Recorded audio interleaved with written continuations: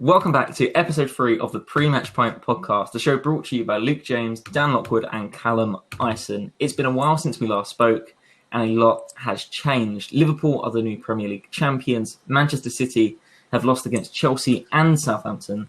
MLS Is Back has become embroiled in sandwich-related chaos, and Sebastian Vettel has been caught in another tailspin. Before we get into today's episode, please follow us on Twitter at the Pre-Match Pint Pod. Callum has been absolutely smashing it on social media.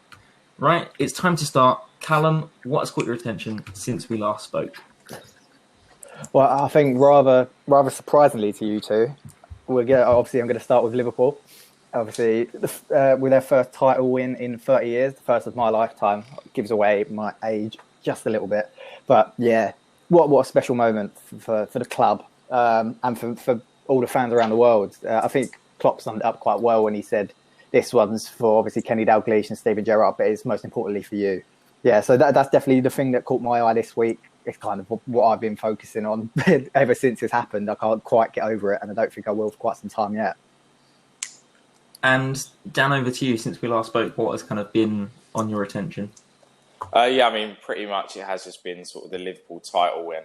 That's sort of been the big news over the past couple of weeks. But it was thoroughly deserved. Not that I like to admit it, seeing as Callum is a Liverpool fan and having to deal with his Twitter every day. But it was a thoroughly deserved win, and it was nice to see him actually get the title after all of sort of the chaos of the past few months. For sure. Kind of in some alternative sport news, there's something quite interesting happening in the Elite Ice Hockey League, Britain's kind of top ice hockey competition, where the Glasgow Clan, who play at a rink that's within a Into shopping centre, of course, Into are in like lots of financial difficulties. So it could be a situation where they either drop out of the league or have to share a rink somewhere else in Scotland. So that's something else to keep an eye on. Although, of course, the top story to speak of at the moment is, of course, Liverpool's Premier League champions. Following Chelsea's victory over Manchester City, Liverpool were crowned league champions for the first time since Margaret Thatcher left office. It's been 30 years, Callum.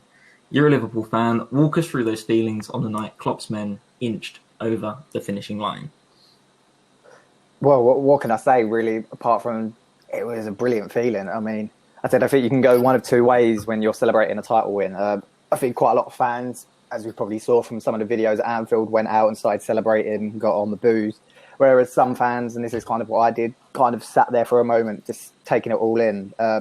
I didn't really know what to say. Obviously, I think Dan kind of alluded to it. I kind of took to Twitter straight away and started giving Klopp some loving. And that's just one person I think I felt really happy for was him. I think when he came in nearly 5 seasons ago, he said that I'll be sitting here in 4 seasons with a title, and if not, then my next title might be in Switzerland or somewhere, which I'm happy that didn't happen, and I'm happy that he has actually proved some of his doubters wrong, because I think quite a lot of us can say that we've heard a lot of comments about Klopp in both his time at Liverpool and Dortmund, where people didn't think he was going to have the success that he had. Obviously, people titled him as a bottler for losing several Champions League finals, but yeah, for him, I think it's a massive moment. But yeah, just for me, kind of myself, it was such a great feeling. Sat there, taking it all in.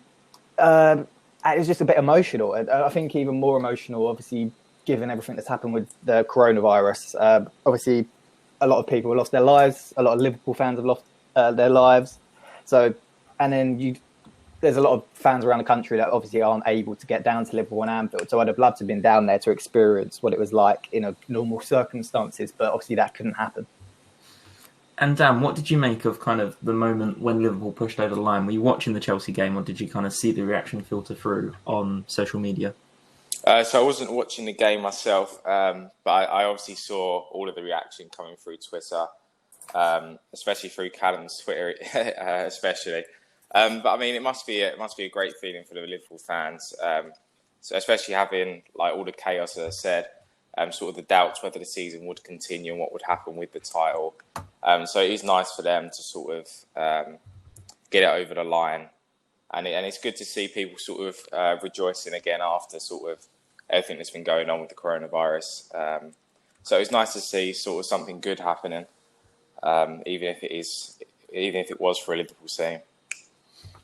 Definitely, and what I thought was quite interesting about the moment Liverpool crossed over the line was the fact that, again, the title decided at Chelsea for, I think, the second time in 5 years. Of course, they beat Spurs to kind of hand Leicester the title a few years ago. And if you look at Liverpool over the last couple of years, over the last 71 Premier League matches, they've only lost 3. And if you look at Manchester United's most successful season ever, they lost 3 matches in 38. And again, this season, Liverpool's record is very impressive. 29 wins, 2 draws, 2 losses with a goal difference of 47 and currently on 89 points. I'll throw this one over to Callum. Who has been Liverpool's best player this season? Oof, that's a really tough choice. I think a lot of these players will now go down in Premier League history as the greatest Liverpool team ever, in my opinion. So it's really hard to choose. If I'm picking a couple of players, obviously Sadio Mane is the obvious choice for the way that he's gone forward this year, and he's kind of set the pace for the front three for the first time. Obviously, usually looking at Salah, but I think Mane stepped up to the plate this year. Obviously, Jordan Henderson, a lot of shouts for him to become PFA Player of the Year, and I wouldn't disagree. I think he's been really integral to that team, and I think you could actually really see when he was missing, especially in the game against Watford, where obviously Liverpool lost their first game of the season. You could really see that he was missed in the midfield, and he kind of brings up the tempo. And then I saw a stat yesterday, and I think he kind of goes a little bit under the radar. And it's Joe Gomez. I think he's been really integral. Obviously, Van Dijk is massive, and Alisson have been massive for the defence. But Joe Gomez, his win percentage when he's in the team is like something like 94%. And when he's out of the team, it drops to around 81%.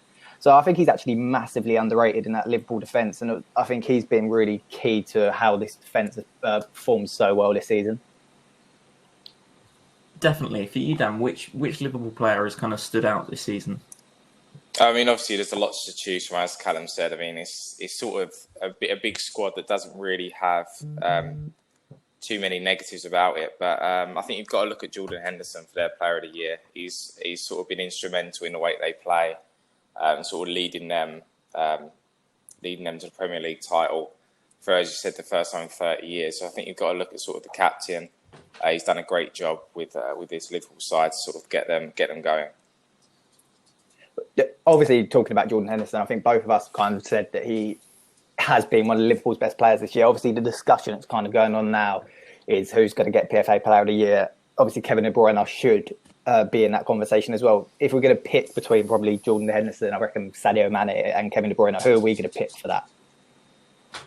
For me personally, I'd go for Kevin De Bruyne simply because, of course, this isn't taken away from what Liverpool have achieved this year, but all of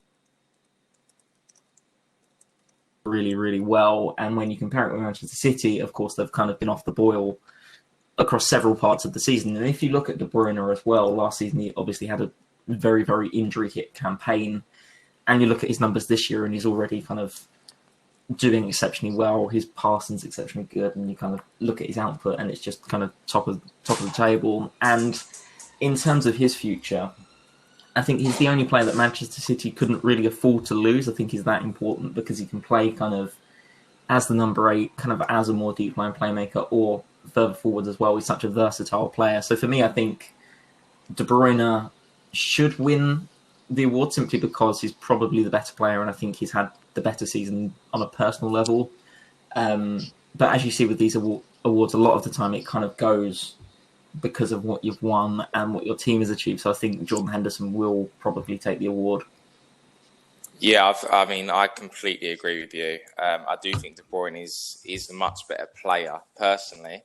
But obviously, as you say, I do think that it will be Jordan Henderson that takes the award home, purely because of what that Liverpool side have done and what they've won and how they've performed, sort of with him at the heart of it as being captain as well. But I do personally think that De Bruyne is sort of the better player for me. I actually think what I'm going to say as well is probably going to surprise you because I actually agree. I think De Bruyne should win it because I think a lot of the time, especially with Jordan Henderson, as much as I think Henderson is a great player and he's played really well this season, I think emotion has come into it way too much, especially for Liverpool fans. Obviously, under Brendan Rodgers, he was basically thrown out of the side and was even offered up to Fulham. And I think kind of the part of the reason people want him to win PFA Player is because of this resurgence and a small boy from Sunderland is able to win the Champions League and Premier League back to back, but he probably hasn't been the best player. I mean, De Bruyne is on target to beat Thierry Henry's assists record, and I mean, any player that's coming close to Thierry Henry should win the PFA Player of the Year, in my opinion.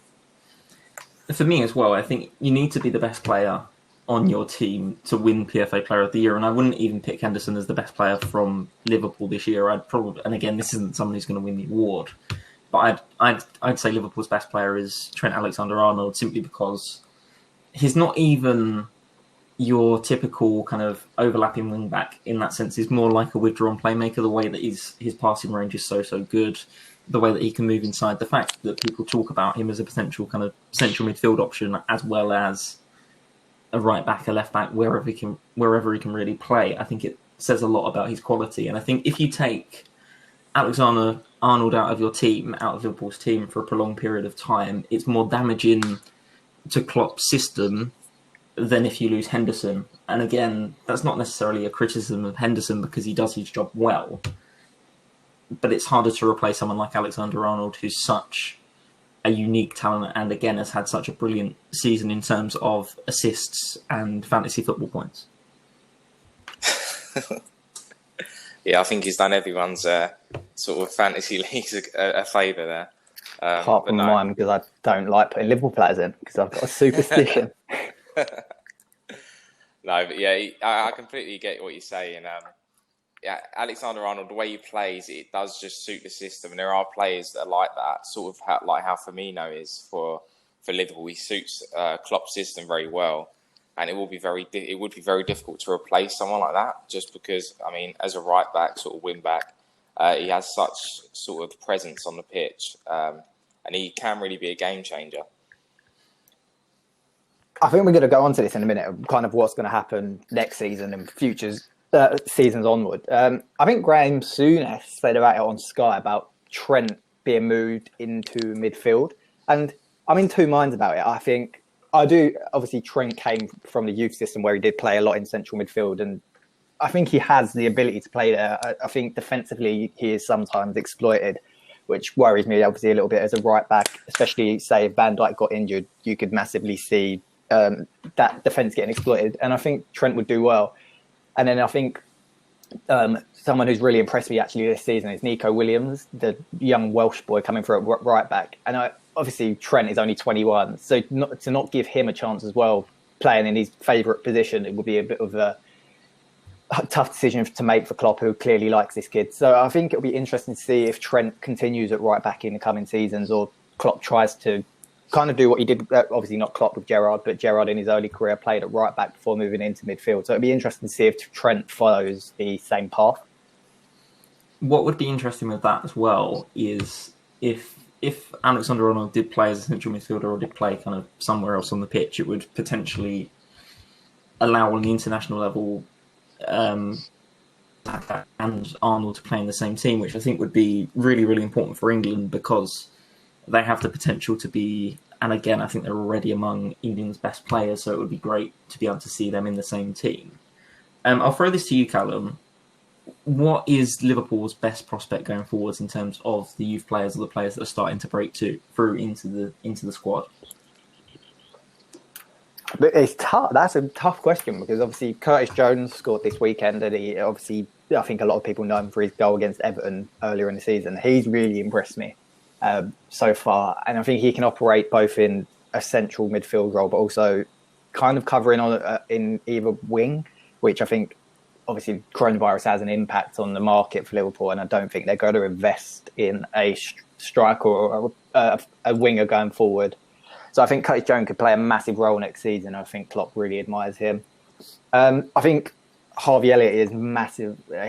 He's got so much talent for a 16, 17-year-old, and I think he'll be huge in a couple of seasons' time. I don't think yet he's got a role to play in that team. I think he is still too young, but I think he's going to be a massive talent. And then I think Nico Williams, I mean, he doesn't look out of place in that Liverpool team, and to come in some games replacing Trent Alexander-Arnold and basically kind of take over that similar role and putting in just as good a ball, I think he might be the most exciting talent in my eyes. A player that Liverpool have obviously been linked with a lot with at the moment is Thiago from Bayern Munich. If we assume that transfer does happen, will Liverpool need to let go of one of their pre-existing midfield options, perhaps? Well, take your pick, basically. Do you think someone needs to leave in order for that transfer to go through? I don't think they need to leave the club. I think they could. I think if they're going to bring Thiago in, I think it'll be a replacement for Wijnaldum. I think the midfield three next season will probably look like Thiago, Henderson, and Fabinho. And I wouldn't get rid of Wijnaldum. I think he's a brilliant player, and obviously he has a massive impact off the bench. You need to just go back to the Barcelona game to see the impact he has off the bench. But I think the one player that Liverpool will get rid of in the centre midfield is Marco Grujic, who's obviously been on loan for a few seasons. I don't think Klopp thinks he's reached the potential that he ever had. So I think if we're going to get rid of anyone, I think it'll be him. Sure, and of course, if you look at Liverpool's kind of depth in central midfield next season, and again, we're assuming that Grujic probably won't be at the club, although I think in the Bundesliga he's kind of established himself as someone who can comfortably play at a top-flight team, but not for a team like Liverpool. Next season, Liverpool will have Fabinho, Wijnaldum, potentially James Milner, Naby Keita, John Henderson, Oxlade-Chamberlain, Adam Lallana, I believe, is leaving on this free transfer at the minute. Yeah. They're kind of the central midfield options. And if you add Thiago into the mix, that's a lot of depth. Over to you, Callum. I think this is rogue. I think, once again, because of the transfer market being affected, I think James Milner will have a massive role to play as a left-back next season. I think he will be the understudy to James Milner, to Andy Robertson, because I think if we're going to invest in a central midfielder, James Milner's not going to make that side. And obviously, he played a full season under Klopp at left back and actually did quite well there. I think he'll actually have a massive part to play. Obviously, getting on a bit now, and I think that left back role might suit him a little bit more, especially when we're looking to defend games a bit more. Because obviously, Robertson likes to bomb forward. And we've kind of seen that in a few games this year, Robertson's legs have started to go a little bit because of the sheer amount of games that he's played. For sure. And I'll throw this over to Dan. If Liverpool could sign one player in one position, where do Liverpool need to strengthen next season? Because, of course, Manchester City, potentially not going to be in the Champions League, are going to come back stronger. Yeah, I mean, for me, I think they've got to not really strengthen. I think they need to get some more sort of depth up top. Sort of a player that can sort of play across the front three, because it seems like whenever one of them is missing, it does seem to hinder them a lot. I mean, I know it's going to be difficult to find a player that sort of suits their style, because it is a very specific type of player that sort of Klopp utilises. But they do. I feel like they needed sort of like the Timo Werner, which like unfortunately they did lose out on. But they do need that sort of player for if any of the front three do get injured, or just to improve on the ones that they currently have.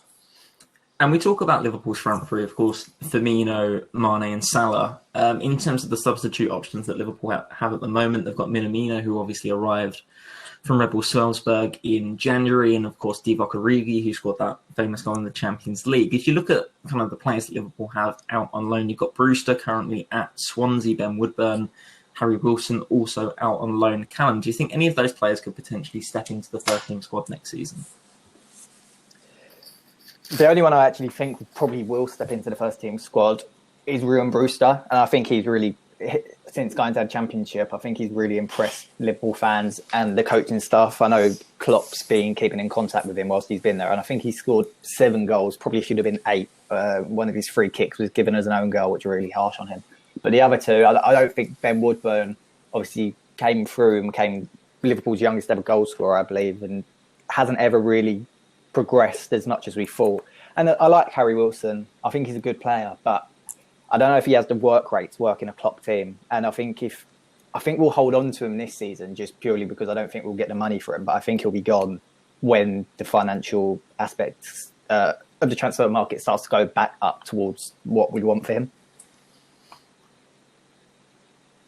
Another kind of area that since Jurgen Klopp's arrived, Liverpool haven't done particularly well in, and again, I think it's because Liverpool have focused on Europe and on the Premier League. Jurgen Klopp yet to win an FA Cup. Does Klopp need to win a domestic cup competition to be considered a great manager in English football?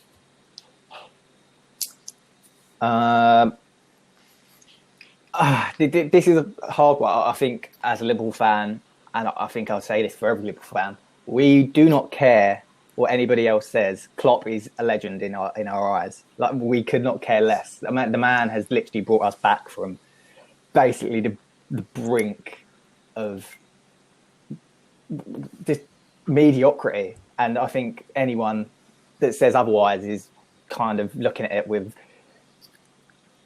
whatever the opposite of rose-tinted glasses. I think Klopp, in the eyes of many Liverpool fans, is now a legend, and I think a lot of people already call him for statues once he leaves the club. So that's from a Liverpool perspective, but there's going to be people that say he needs to win a cup.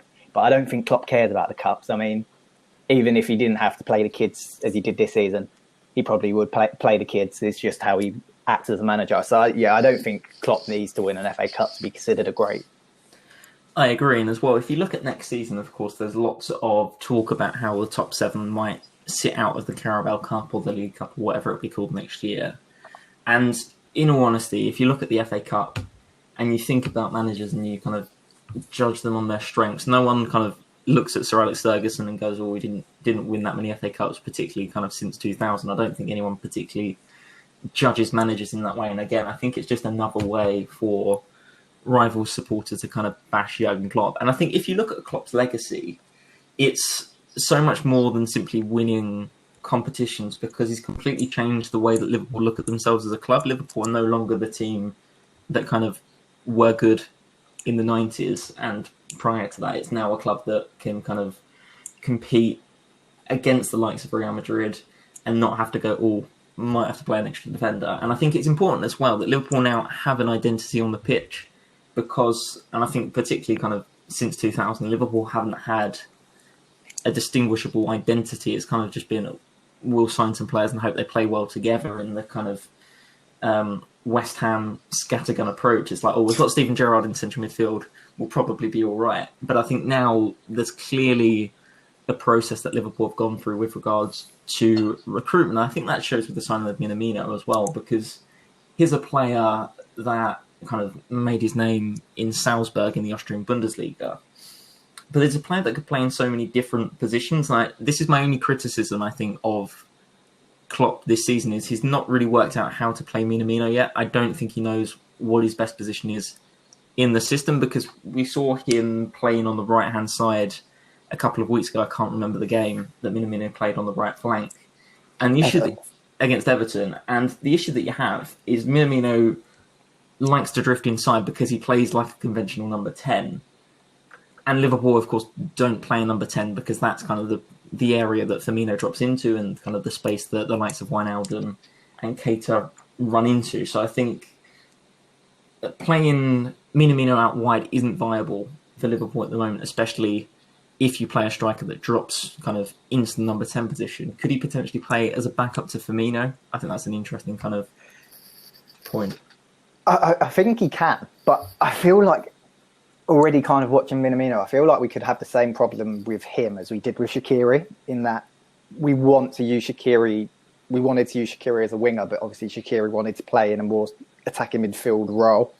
I think with Minamino, you're kind of going to get that same kind of result. And I think he can maybe play in the Firmino role, but it changes the system so much. And I think this weekend, the game against Aston Villa actually really highlighted how important Firmino is to the system. I think obviously Origi started up front this weekend, and there was just no creativity at all. It just all broke down as soon as he got there. There was no space. Origi wasn't creating space for Mane or Salah to run into, and I feel like Minamino might create that kind of problem as well. I think he's not intelligent enough to make forward runs. He likes to drop deep. Whereas Firmino, if you watched him this weekend, made a couple of forward runs and created loads of space for Mane to get into the middle. And I can't see Minamino doing that yet. Yeah, I mean, I think it's going to be very difficult for anyone to sort of step into any of the front three's shoes and sort of fill their spots in the starting 11. Just because of it is the way they play and the system that they play. It's just not suited to everyone. And like you're saying, like with Origi, I don't believe that he's the same sort of player as Firmino. And obviously that's not always what you want, but sort of when you've got such a rigid system as Liverpool have and the way they play, you need a player that can sort of play that false nine role that Firmino sort of flourished in. Do you think as well Liverpool might have the same issue that Tottenham have had for kind of the past 5 seasons, where whenever you bring in an attacking midfielder or rather a winger or a centre forward, the situation at the minute at Liverpool is always going to be where you're going to be second choice to Salah, Mane and Firmino, just like at Spurs. Spurs can't sign that second choice centre forward because they know they're always going to be second choice to someone like Harry Kane.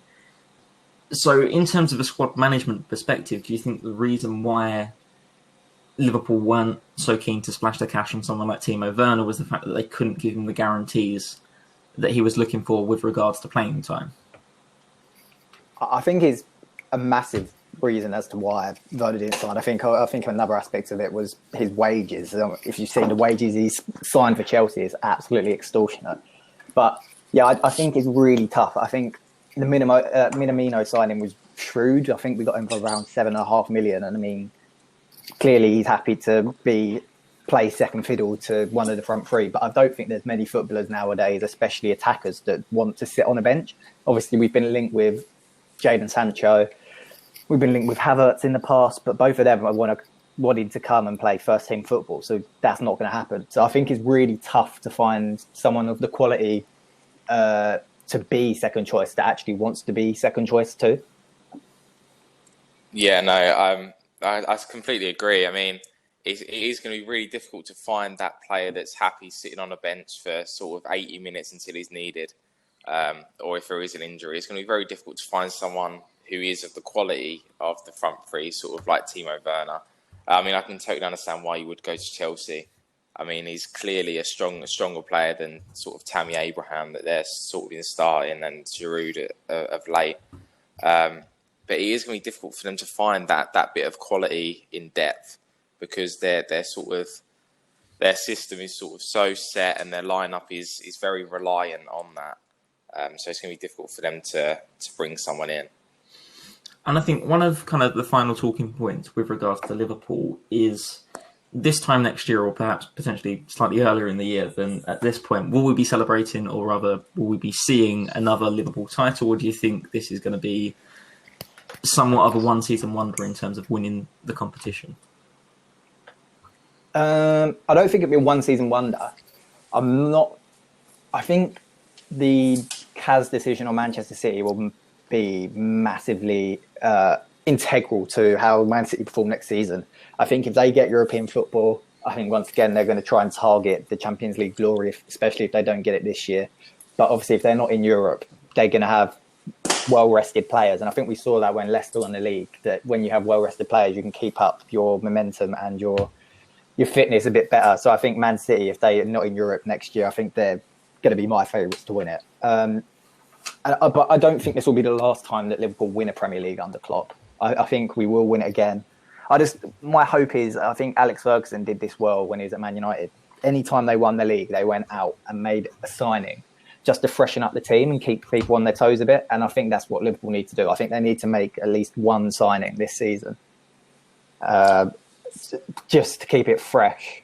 But yeah, I'm not sure that next season we'll win it, but I think we will in a couple of years' time. Yeah, I mean, I can't see Liverpool sort of tailing off next year. I don't believe that they are sort of the one-season wonder. I mean, given how close they were to the title last year, as well as this year, I can't see how they're going to sort of drop down that far. I do believe that the teams around them will get stronger, which obviously will make it a bit harder for them. Because you can see sort of the teams sort of in third, fourth, fifth have really picked up sort of since the restart, especially sort of after Christmas. And they've become a lot better and a lot stronger. So I think a good transfer window for the teams around them will be sort of tell whether or not Liverpool will hang on to the title. I mean, Man City do seem to be the closest team capable of doing sort of knocking Liverpool off that pedestal. But as you say, it's going to be interesting to see whether City do end up in the Champions League, because if they do, I do believe that they will target that, seeing as Pep hasn't won it there yet. Just before we move on, this might be really rogue, but something I've been thinking for a couple of weeks now. I'm really actually scared about Manchester United at the moment. And I think if they have a good transfer window, they could actually be in with a shout. And I know that's really, really rogue, but they've just looked so like. And I don't even really like Ole Gunnar Solskjaer, but I think since Bruno Fernandes has come in, and obviously getting Pogba back, and now Pogba supposedly wanted to stay, I think they could actually be. It maybe not winning the title, but I reckon they'll be in with a shout next season more so than they were this year. My concern with Manchester United, is the fact that a lot of their players are very progressive in terms of their possession. So if you look at kind of Fernandes, he likes to get the ball forwards. Pogba likes to get the ball forwards. And then the front three, there's no one really there who holds up the ball with the exception of course, Igalo, who's on loan. And my only concern with that is the fact that against teams where they're not going to have the better of the possession, they might struggle to keep the ball, and especially against someone like a Manchester City, like Liverpool, will they be able to hold their own? A question I'll throw back to you: are you not more concerned about Chelsea, given their transfer business and kind of the form of people like Pulisic, rather than Manchester United, who we've seen on multiple occasions since Sir Alex Ferguson left, kind of have these good runs and then fall away again? Not Chelsea. The thing with Chelsea is I don't think their defence or goalkeeper are good enough to be in a title-winning side, and I think that was exploited against West Ham. And I mean, we've spoken on the last couple of podcasts about how dire West Ham have been going forward. So for Chelsea to concede 3 goals to that team, I think it really starts to ring alarm bells in my head, and I just don't see how that defence or keeper can challenge for a title, and I don't think they can win every game. Using attacking football, such like Liverpool and Man City do. I just don't think they have the quality. No, yeah, I get that. Chelsea are nowhere near title level at the back. I mean, Kepa sort of came in with big expectations, and he's not really fulfilled them. Especially recently, he's not looked the player that he sort of was hyped up to be at all. And their defence just isn't what it needs to be at the level of Liverpool and Man City.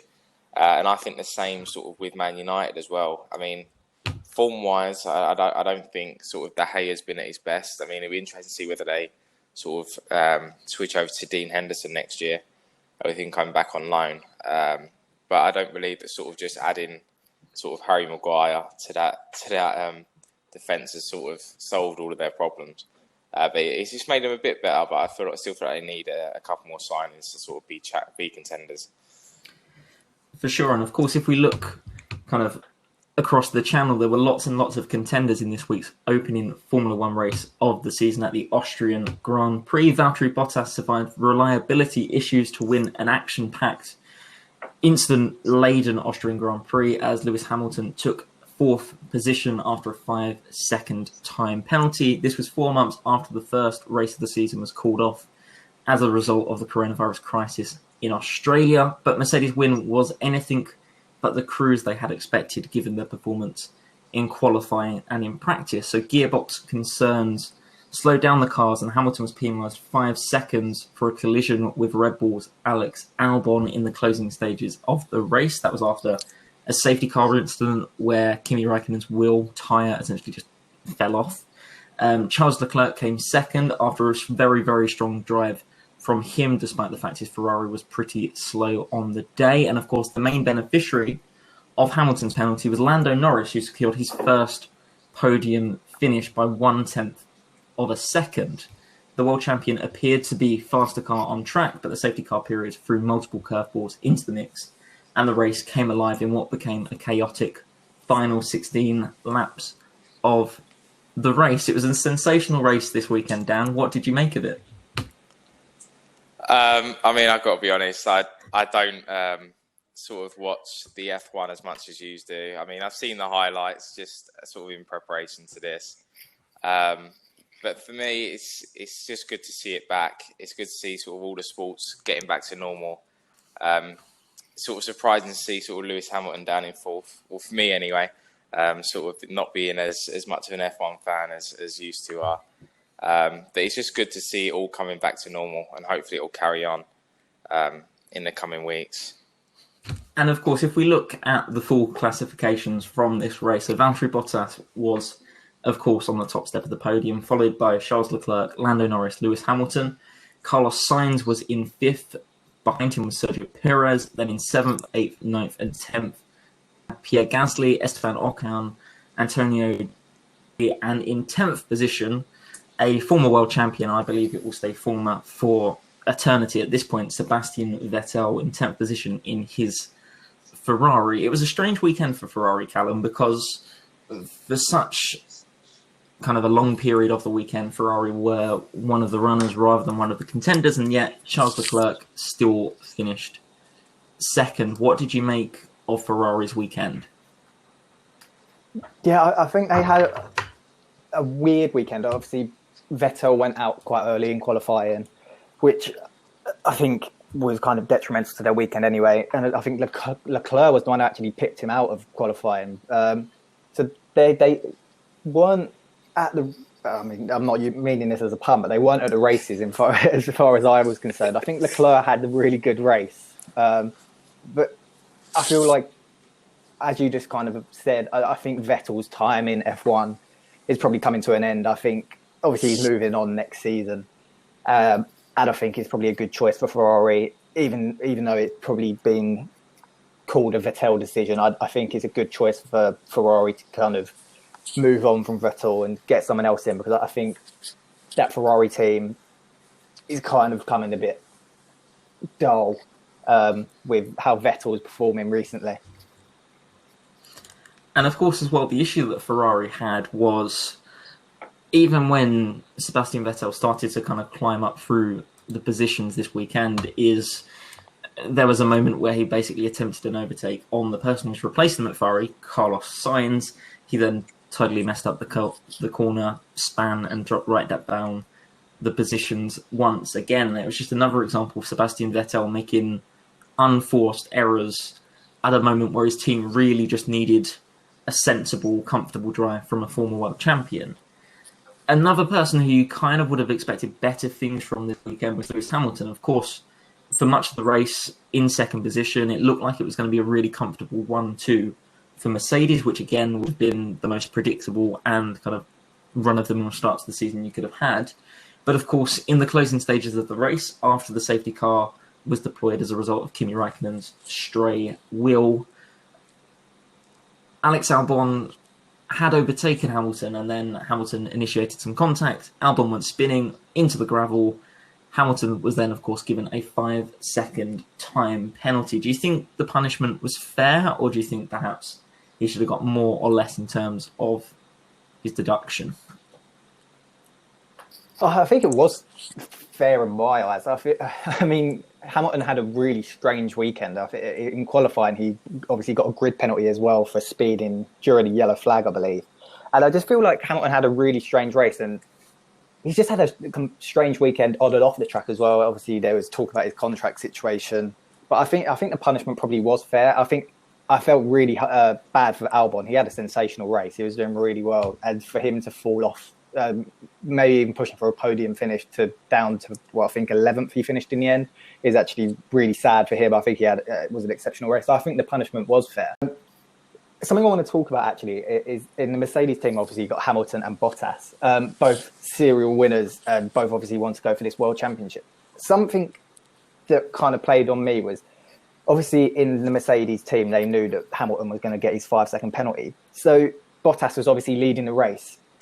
Was there anything you think they could have done tactically to allow Hamilton to take the place on Bottas, to try and get away from the chasing pack and get further ahead for the and in order to try and stop that people coming in within 5 seconds of him? I think they would have done. I think the issue that Mercedes had this weekend, as we saw with so many teams down the grid as well, was reliability issues. Of course, both of the Mercedes were concerned about kind of gearbox issues, and that was a reason why it was so close after the safety car anyway.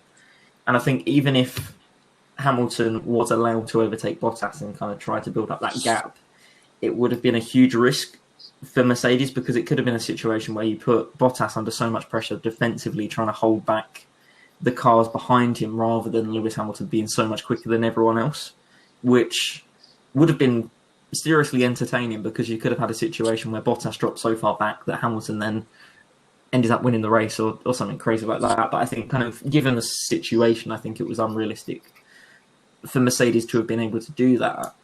What's interesting as well about kind of the Bottas and Hamilton dynamic is last season, Valtteri Bottas had lots of kind of personal issues to deal with. He was going through a divorce and things like this, and he wasn't kind of particularly happy at the time.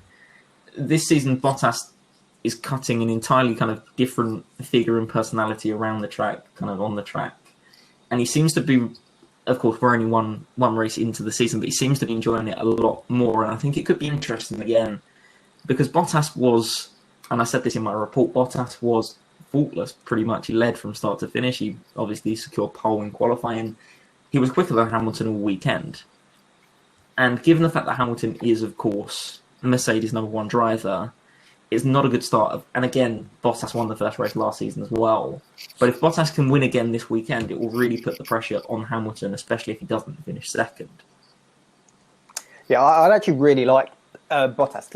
Obviously, I mean, we should be supporting the Brits, but I really like Bottas as a driver and as a person. So I'd actually really like him to actually win the championship this year. And I think the Mercedes team, obviously, Lewis Hamilton, as you said, is their number one driver, and I think you kind of see that in some of their tactics. I think that Bottas should maybe given a little bit more freedom to do what he wants instead of obviously trying to get Lewis Hamilton wins, kind of like you said. That I think they did actually, even though I posed the question, I do think they made the right decision in allowing Bottas to take the win, because obviously he had a great weekend from start to finish. So yeah, that was really interesting. If we're just going to look at another Brit, obviously Lando Norris became the youngest ever Formula One driver to take a podium, and he actually performed really well this weekend. I think he shocked quite a few people. Is Lando Norris the future of British Formula One racing, do we think? Yes, although it's complex, isn't it? Because obviously Alex Albon is dual nationality, Thai and British. So it kind of depends to what extent kind of people take Albon as a British driver under the Thai flag. But in terms of kind of the British drivers driving under the British banner on the grid, I think Lando Norris is going to be the person who follows Hamilton. And what's interesting as well is I think McLaren have gone through so many issues over recent years. Of course, they had that very unhappy spell with Alonso, who was just frustrated with the fact the car was ridiculously slow and unreliable. They had financial difficulties during the season's hiatus, but now they look like they're in a good position again. The fact that Norris finished third flatters them a little bit because the car isn't that fast. And if you look at some of the people that kind of crashed out of the race, Alex Albon is faster than of course, the McLaren car. But I think this is going to be a good season for McLaren because they're in the conversation to be the best of the rest again. And I think Red Bull are only a little bit further up the road than McLaren, but in terms of the likes of Racing Point, and again, a team that you would have expected more from being Haas, both of their drivers out with, I believe, brake issues and failures and that kind of thing. Reliability is going to be such a key issue this season, and Lando Norris, Carlos Sainz both looked very, very comfortable this weekend. So yeah, I think kind of this season and looking kind of beyond the Lewis Hamilton era, I think Norris will be a key person to look at on the grid. We'll bring Dan into the discussion. Do you think Sebastian Vettel should kind of hang up his helmet at this point? Do you think it's time to retire, or do you think he'll perhaps kind of follow Alonso into a different form of motorsport? I mean, for Vettel, he's been around for such a long time. It would be sort of sad to see him leave the sport. I mean, as you've been saying, he's not really performed at his best for a good while now. So that could well be the option for him to sort of explore other avenues.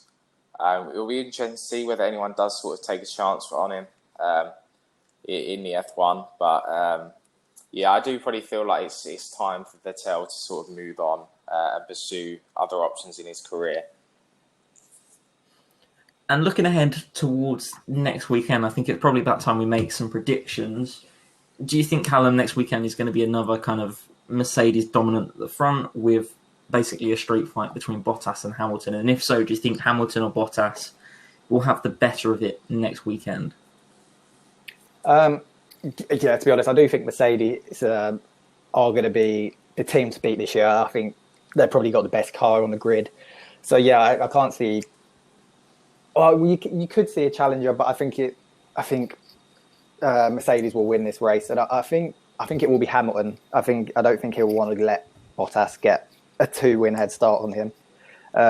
So I think Hamilton will probably come back all guns blazing, and hopefully for him not make the same mistakes that he did this week and take so many penalties in both qualifying and racing itself.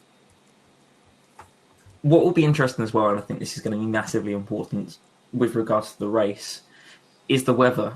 At the moment, of course, we're speaking on Tuesday morning at the moment, but the forecast for the Red Bull Ring in Austria this weekend is for rain on Saturday and then for a dry day on Sunday. So if it does rain during qualifying, it could be really interesting to see how the cars perform under those conditions, because of course the testing they did, I don't think there was much rain kind of when they tested back kind of at the start of the year. And again, of course, it's only the second race of the season. They've had so many reliability issues.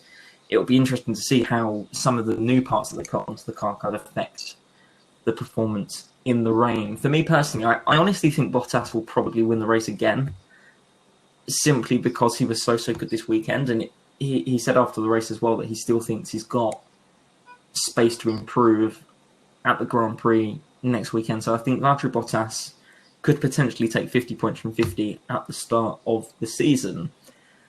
The only, and again, this is a minor thing, but I think the only disappointing thing for Mercedes as a whole, kind of ignoring Hamilton's kind of slightly off into the race, is the fact they weren't able to get the fastest lap time, because they have comfortably the fastest car. So Lando Norris gained the extra point for having the fastest lap, which was what allowed him onto the podium by kind of overtaking Lewis Hamilton. And I think next weekend, Mercedes will want to make kind of a true statement by having the fastest lap time, by winning the race, by being top in qualifying. But yeah, I think to look for next weekend as well, Sebastian Vettel, do you think we're going to see a better performance from him? Do you think Ferrari will come perhaps with some upgrades, or do you think this is going to be a really, really painful season for Vettel as potentially Ferrari's second driver? I don't think it could be worse than this weekend, to be honest. I think the way he performed was a massive shock to both fans and his team. So I don't think it will get worse. I don't think he'll be on a podium, but I think he'll be in the race this time. He kind of never really got into it, and I think this week he should probably get into it a bit more than he did. So yeah, I think Vettel will have a better race, but not the Vettel that we all came to know a few years ago. Sure, and I think that just about wraps up our conversation on the Austrian Grand Prix. We won't ask for any more hot takes from Dan as he looks slightly scared. However, another slightly scary situation we have across the pond over in America. Of course, MLS Is Back begins on Thursday at 1 o'clock in British time, although it's on Wednesday evening in America. There have been so many issues with MLS Is Back, and we're also, I think, going to touch on what's going on with the NBA as well. So, of course, 3 days before MLS attempts to resume play at the epicenter of the coronavirus pandemic, it is facing more than a dozen positive tests, one game postponement, and likely so much more uncertainty. Of course, we record this podcast in the aftermath of the fact that FC Dallas have now withdrawn from the competition. They had 10 players who tested positive and one member of the coaching staff. Kind of also in the South, Nashville FC or SC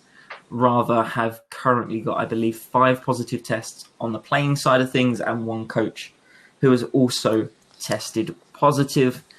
There's been lots of criticism kind of within MLS and outside MLS in terms of how they're dealing with this. Of course, the tournament is taking place in Florida, which has kind of so many positive tests at the moment. It is untrue, and there's been criticism from players not involved in the competition. So Diego Rubio, who plays for the Colorado Rapids, has suggested that quarantine players have had to collect their food from the canteen after protocols broke down. Again, a number of Toronto FC players have been critical about the sandwich situation, and again, the Orlando Senator has reported that MLS expects to postpone more matches before the start of the tournament. Callum, how damaging is it for MLS that they seem to have completely fumbled the bag with the restart and with FC Dallas dropping out of the tournament?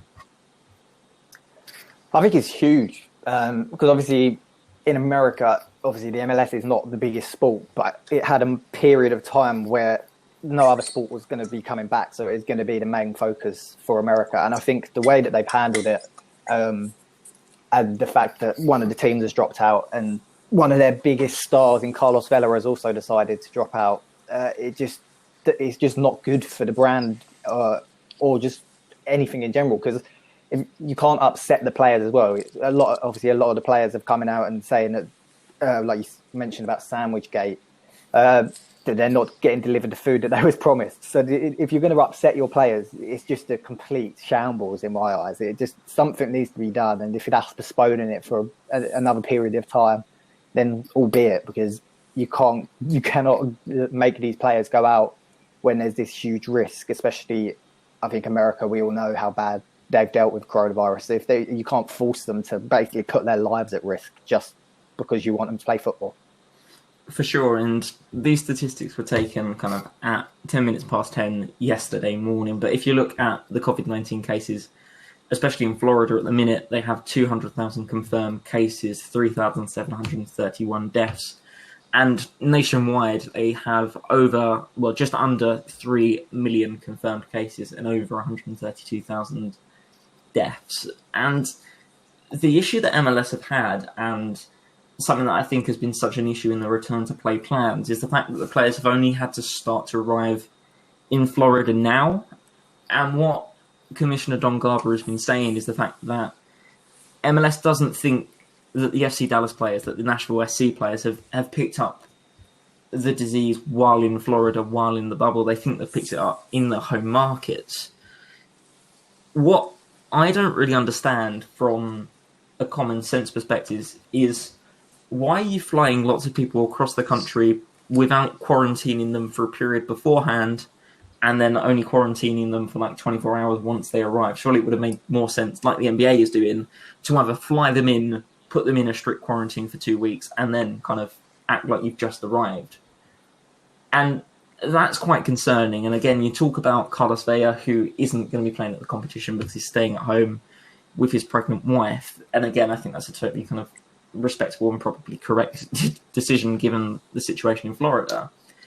But there are more players that aren't playing. So Ike Opara, who's one of the league's most influential players, both on and off the pitch, has decided to stay away kind of as he continues his return from injury. And you just look at it and you say, it's quite concerning, because MLS had the opportunity to really be the flag bearer for American sports. And it kind of looks like a joke at the minute, because even the NWSL, the National Women's Soccer League, came back under a different format, had kind of a Challenge Cup competition. And since it started, it's actually gone okay. There's been not too many issues. Of course, the Orlando Pride had to withdraw from the competition before it started. Although a number of those cases have actually been found to be false positives anyway. But for MLS, with the structure of the competition, it's going to be a true issue if Nashville have to withdraw, as well as FC Dallas. What do you make of the situation, Dan? Yeah, I mean, I think this situation is going to be detrimental to the MLS. I mean, they had the chance to sort of showcase the type of football that they play over there to sort of the world, because it was looking to be a very interesting format and tournament that they were hosting. But I just really don't see how they can continue with the plan if sort of FC Dallas have now withdrawn and others are looking to do the same. It's going to be really difficult for them to sort of come back from this, because it doesn't seem like they're putting sort of the health of the players first or anything like that. The whole way that they've handled the situation, as you said, with sort of the 24 hours quarantine, it's just a bit bizarre. I mean, especially as you see sort of what the NBA are doing. They've sort of set the benchmark sort of with American sports. I mean, there's no chance that they're going to be able to play properly in a while, but I feel like they've done the best that they could with the bad situation, sort of keeping the players all together. And if you look kind of at the regulations that MLS have put in place, so MLS only required players to quarantine for roughly 24 hours upon arrival. And of course, this leaves a window of 3 to 6 days where players could either A, contract the virus outside of the bubble, or B, test negative upon arrival and then spread it to teammates, coaches, or others inside the bubble once they had become infectious, which typically takes about 4 to 7 days after you kind of pick up the virus. MLS only required teams to enter the bubble a week before the opening games, leaving no time for kind of additional quarantine and no time for teams that had a high number of virus incidents to recover and then kind of train properly before kickoff. At the time we record this episode, MLS is still planning to go ahead with the competition. They still hope to open the competition with a match between Inter Miami and Orlando this kind of Thursday morning, Wednesday evening, kind of in UK time. At this point in time, do you think the competition is still going to take place? I think it will take place. Whether or not it should take place is a different argument. I think it will. I definitely think it will start, but just the way it's being handled, and obviously, I hope they do learn from the mistakes that they're making, because it could obviously improve the tournament as it goes on. But I can actually only see it getting worse, and I think a lot of teams will start to either being forced to pull out due to the amount of cases they're getting, or pull it out just because they don't feel safe. So I think it will start, but I don't think it will finish. No, yeah, I've got to agree with that. I don't think that they will sort of cancel it before it is kicked off. Mainly due, probably just for their reputation, really. Just I don't think they want to admit sort of how much they've messed this up. So I do think they'll sort of let it start and sort of hope for the best and see how it pans out. But I really can't see it continuing sort of the whole way through the tournament. I just don't think it's going to work. I do think that they will get more positive cases and more teams will drop out eventually. It just seems like utterly stupid to me that if we're sitting here saying that we don't think it's even if it's going to get finished, why the hell would you start it? Like, if you go on Twitter, all you have to do is go to the MLS and see any tweet they put out, and underneath it, there's several people saying just cancel it, just cancel it. So if people don't believe it's going to finish, just cancel it from the start and just save your back a little bit and postpone it, and don't try and force something through that could be really detrimental, not just to the brand, but to people's lives. Yeah, I mean, you've got to agree. I don't see why they don't. I mean, that seems like the smart decision to do. The only reason I believe that they won't is due to sort of what the other American sports are doing, such as the NBA, and how well they've done that. I don't think they'll sort of want to admit defeat, if you like, seeing as they were sort of one of the first to propose this tournament idea. I mean, but even with Carlos Vela pulling out, that's going to be a huge loss for sort of the LAFC side. It's sort of the same in the NBA's situation as Carlos Vela with Willie Cauley-Stein, who has pulled out as well due to his wife expecting a baby. And I mean, that's completely understandable. I don't think anyone would ever blame them for that. But it is sort of that it shows that the players are worried about this virus and that they aren't willing to take the risk that sort of the organisations want them to. Yeah, if you look at the NBA, and obviously the MLS, they're clearly desperate to get it back. Obviously, their season was only a few games in, so they're missing out on mass amounts of football. But just take the NBA's plan and use that, because it seems to be having a much better impact on the game and seems to be working far better than the MLS. Just admit defeat in what you're doing and just go and do what the NBA is doing, and then you might actually be able to get the tournament finished.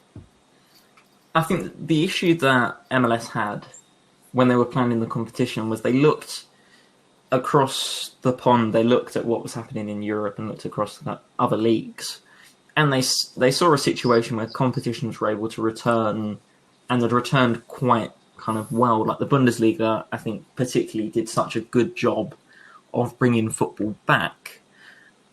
The obvious kind of point of comparison and point of departure between the two cases is the fact that countries in kind of mainland Europe have done a really good job in terms of suppressing the virus.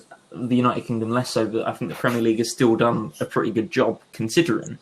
But if you look at America's cases kind of went up a ridiculous amount, especially in Democrat states, although we won't go into that, and then kind of leveled off for a while, for about 2 or 3 weeks, and then the testing seemed to actually start kind of showing cases in Republican states as well. And now you're in a situation where they've got basically 3 million cases in the United States. How on earth was it ever going to be plausible to play a football kind of competition in Florida, which at this point, as we speak, is kind of the third highest number of cases? It's just madness. And what frustrates me as well, and I probably speak from a point of bias just in terms of my admiration for Canada, is the fact that MLS could have quite comfortably said, no, we'll just hold the competition in Canada because there are so fewer cases that dealt with it so much better. And of course, there are a number of markets in Canada where you could potentially hold the competition. I just think this has been an almighty kind of mess from start to finish from MLS. And in terms of again, kind of with Karen Brady, we heard a lot about the integrity of the competition.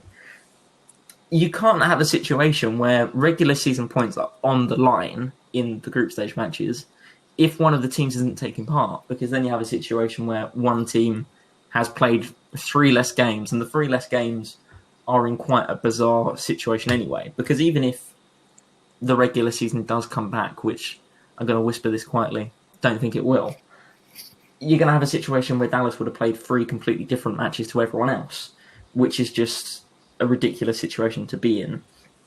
How far away do you think the United States is away from being able to actually host sports under normal conditions? I think it's got to be a long way off. I mean, like you say, I can't see the regular season coming back. I do think they need to sort of erase the idea of having the tournament count towards the regular season. I think we all thought that was a bit of a bizarre decision anyway, seeing as it's not really been played under normal circumstances, especially in the tournament style with teams playing against teams that they might not have at this stage of the season and things like that. It is all a bit strange to do this and then bring the regular season back, which seems to be their plan. But I don't see how they can now, with FC Dallas out, how they can now sort of carry over the points gained in the tournament to the regular season. This is kind of looking at it from a wider perspective and not just from a sporting perspective. The problem is that I can see Donald Trump just kind of forcing leagues to come back because he'll go, no, it doesn't matter. Like, it's not a thing. And I think that's a massive problem that obviously the president, I mean, there's a quote of him saying, if we stop testing people, then the cases will come down.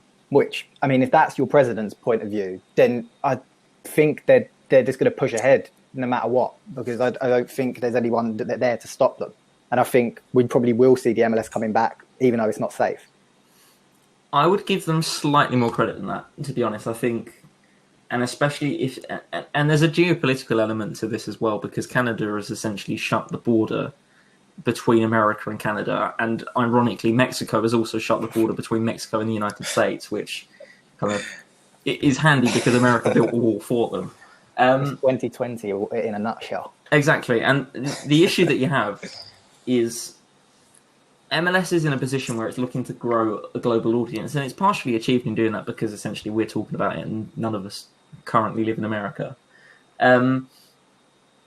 What's the most bizarre thing as well is the fact that MLS is convinced that there's going to be a regular season, because after this, and again, if you look at the trend line with regards to the number of cases in the USA, it would be impossible to hold a normal season with teams flying across the country on commercial flights as well. It's just ridiculous. It's just not plausible because there's like 2 million cases. And kind of in terms of the issues that you'd have with a regular season taking place is you'd have the Canadian teams potentially not being able to go back and forth between America and Canada, which again is just the most ridiculous situation you could possibly find yourself in. And I think part of the reason why MLS is so keen to get this competition done, and I don't think they'll admit this publicly, but I think privately it's probably true, is the fact that, of course, they need to have a way of entering teams into the CONCACAF Champions League, because a big issue in US soccer, in Canadian soccer, is the fact that they want to be better than Canada, both internationally, and they want MLS to be a better league than Liga MX. And if MLS can't get its house in order to the extent where they can't enter teams into CCL next season, that's going to be such a damaging blow to kind of the sport in America. And I think as well, it will put more players off of potentially joining MLS teams, because for months, people connected with MLS were talking about how David Silva might potentially be going to somewhere like into Miami. Mario Balotelli has been linked very, very heavily with MLS as well. And you have a situation where, especially European players, will look over and go, do I really want to play in this weird kind of mini World Cup style tournament, which makes no sense, especially if one of the teams pulls out? I think it would be a good idea for MLS to quit while they're ahead, because they still have some credit left in the bank. They still kind of have an opportunity to take the high ground and say, we're not going to do this now, but we'll come back to it later. The only issue with that as well is the amount of money that ESPN in particular have put into the competition. So ESPN are the main broadcast partners for MLS, although they're also partners with 2UDN and so on and so forth, because they've invested heavily in digging microphones into the pitch and drone footage of the matches and stuff like this. I think it was the LA Times that reported this. If it doesn't happen, it's going to be really embarrassing for all the people that have invested money, because MLS essentially hasn't been able to get its cards in a row. Kind of what you say about that, and this is like just looking at it, because obviously I don't know if we ever spoke about this before, but obviously we're kind of looking at it from Britain. Obviously Wimbledon didn't go ahead this year, but I believe they had a clause or something in their contracts which was set up to deal with pandemics. So this is just kind of looking at it from a wider perspective. Do you reckon leagues now and clubs will set up clauses and stuff in legal contracts to stop things like that happening? Because I get it, and obviously I work for a TV company, so I get that companies don't want to lose money on stuff like that. But I feel like it is really unfair to take legal action against the league purely based off of health. But obviously it happens. But do you reckon that there will be things will have to be drawn into contracts more now? Yes, in a short answer, and I think as well it's slightly more complex if you look at the players as well. Because you'll remember, especially with the Premier League, kind of from a British perspective, the government put a lot of pressure on footballers to do their part, to kind of pay what they should to the country and all this kind of stuff for the NHS. And you also had clubs who were in a very bad financial situation who asked their players to take wage cuts or wage deferrals. Of course, Arsenal was a particularly kind of embarrassing episode where the world kind of turned on Mesut Ozil and it all got very strange. And I think in terms of player contracts as well, I think clubs are going to have to get to a point now where they say if the season is suspended for a myriad of reasons, they'll probably put volcanoes and so on and so forth, anything on there that could possibly interrupt the season, they'll say we're cutting your wages by 50% while we're not in play. And I think that would be a way of protecting both clubs, leagues and broadcast partners, because then if it filters through the whole system at the same kind of level, then no one is losing out. Of course, spectators are losing out on being able to watch the sport, but I think that's kind of the sensible way forwards. Yeah, no, that makes total sense. I mean, I personally think that they will start putting in these clauses, whether or not it's sort of fair on the clubs if they're taking away sort of their main source of income with the TV money and things like that. But I do think everyone's sort of got to survive when something like this happens, and I sort of agree with sort of the plan that Luke sort of suggested. I think that will sort of be the only way forward, again, to sort of prevent companies, clubs, players sort of losing out so much as they have recently. If you look at other American sports as well, I can't pretend to know anything about Major League Baseball, but again, there's talk on social media about how badly they've kind of dealt with their return to play, and again, it kind of faces similar issues to what cricket organisations have kind of seen in the UK. The other kind of major sport that we've not touched on is the NHL. So NHL, in comparison to NBA and MLS, are lagging behind quite significantly. So they laid out their strategy for the return to play several, I think, weeks or perhaps even months ago at this point, where basically they was going to aim to come back at the end of July and just play the playoffs. And the NHL was still in a situation where they haven't got full contact, full team training in place yet. They haven't decided which markets they're going to play the playoffs in. And the NHL's taken a very, very cautious approach in kind of not setting the stall out and saying, yeah, we're going to play all of our playoff matches on the West Coast in LA and we're going to play all of our playoff matches on the East Coast in Toronto. Because, and again, I think that's the trap that MLS fell into. I think MLS were very, very keen to set out their position and go, yeah, we're organised, we've got this underhand, we're gonna lead the way. And I think it would have been such a PR success for US soccer and MLS if they had been able to pull it off. The fact they haven't been able to pull it off kind of, again, especially in the United States, will allow people to look at MLS and go, well, this league's a bit of a joke, really. Let's just watch the basketball instead. Yeah, I just think that the way it's being handled, I think the MLS is probably handling it the worst out of all the sports in America, maybe bar baseball. But baseball is, as you kind of said, it's like cricket in this country where there's so many different aspects. It's kind of been said that the ball can act as like a vector for passing the virus around. So baseball is a bit different. But yeah, I just don't see how they can go ahead with doing it, especially if they want to showcase themselves to the world. The best way to do it, in my opinion, now is to just stop it.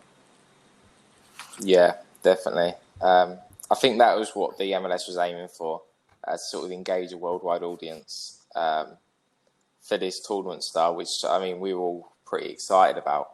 But I've got to agree, the only thing they can do to save their backs now and really sort of regain some control is to cancel it. I don't see how they can really go ahead with it when there's this many issues to talk about. It's just not really...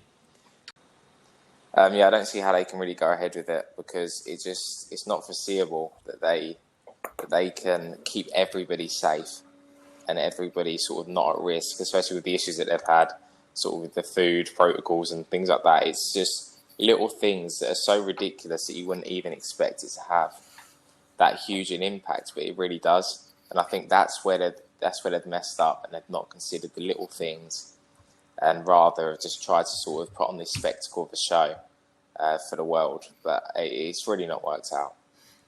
I agree. I think we've covered kind of what's going on in MLS quite well. The final couple of points with regards to MLS, kind of on a more happier note, Austin FC, who of course joined the league next season, have announced their first signing. Rodney Redes has joined, I believe, from the Paraguayan Premier League, which is interesting apparently for about $2.75 million. So he becomes their first player. The other bit of transfer news to talk about with MLS, kind of in terms of major acquisitions, is Inter Miami have signed Leonardo Gonzalez Perez from Club Tijuana. Of course, he was an integral part of the Atlanta United teams that won so often under their previous management. My final, I think, question I'm going to throw out is, from a European perspective, are there any players that you think will probably move to MLS in kind of over the next 12 months? Obviously, you mentioned earlier David Silva and Balotelli. I don't think Silva will move there now. I think a few months ago I would have said he would have, but I think the role he's played with Man City this year, and obviously kind of what's going on over there now, I think he probably realises that it's not a good career move at this moment in time. Balotelli could be an interesting one. I think Balotelli himself has said he's had enough of European football, which is down to some wider issues that I don't think we really want to go into today. But it could be an interesting move for Balotelli over there. And it could help him revive his career. I mean, the MLS lapped up Ibrahimovic, kind of down to his quality, but also down to the profile of Ibra and kind of what he brought as a personality. And I think Balotelli could kind of have the same impact. But the person I think could be really interesting move over there, I don't think his career will pick up in Europe again, sadly, due to injuries, is Daniel Sturridge. Obviously, he's as a free agent now. He's been linked with moves to several clubs in the MLS, so I think he could be an interesting move over there quite soon. Yeah, definitely. I mean, one player that I'd love to see in the MLS is Lucas Podolski. I would love to see him over there. I mean, he's played in Japan. He's now in Turkey. I think he brings such sort of like a cult following. I mean, especially with his sort of fans in Germany, Cologne especially. I think he'd be a player that a lot of sort of franchises will look to sort of up their status in the game because he is such a huge name. Although maybe not everything worked out for him at previous clubs, he is such a huge player. I mean, I've also seen sort of Mario Mandzukic being linked to a couple of clubs, especially into Miami. Whether that happens, I don't know. I still sort of think he's got a couple of years left where he could play in Europe. But we'll sort of see. I mean, sort of maybe the next big name that we're looking at could be sort of like the older players, maybe like Luis Suarez, players like that, who will sort of look to sort of get one final sort of payday in the MLS. But that would be a very interesting sort of acquisition for any of the teams. Yeah, for me, I think what would be quite interesting is, again, Charlotte FC join the league as well next season. I think they will probably be a franchise that, rather than going through kind of the developmental by young South Americans approach, I think they'll probably go the other end of the spectrum with their DPs. I think they could kind of go for someone like Podolski, given the fact they're in Michigan, given the fact that kind of, especially in kind of the Northeast, there's a tendency to kind of buy your more typical Euro snob players, as people in MLS would say. So I think that could be interesting. I think there could be potential for someone like Daniel Sturridge potentially to go there. But yeah, I think MLS has an interesting future, because prior to how they dealt with COVID-19, things were starting to look quite good for MLS. Of course, LA Galaxy were able to bring Javier Hernandez into the league. Lots of young players joining from South America. Of course, LA Galaxy as well have Christian Pavon, very good players. And you're starting to see a path from teams like NYCFC over into European leagues. Of course, there's a number of Americans now playing in Bundesliga especially.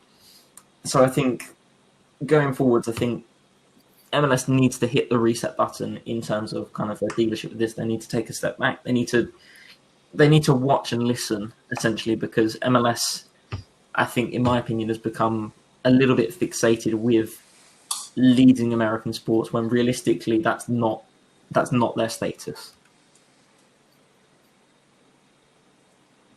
Yeah, definitely. You need to sort of bring over them status players, I think, from Europe to get the interest sort of in the MLS, especially sort of we see with David Beckham, Ibrahimovic, now with Javier Hernandez. You need them players to bring up the level of football and the level of interest overseas in America. For sure, and I think that just about wraps up episode 3 of the Pre-Match Pint podcast. My name has been Luke James. I've been joined in the commentary position by Callum Ison and Dan Lockwood. Until next time, please do leave us positive ratings on everywhere you get your podcast. But until then, stay safe, stay well, and be sure to beat the offside trap.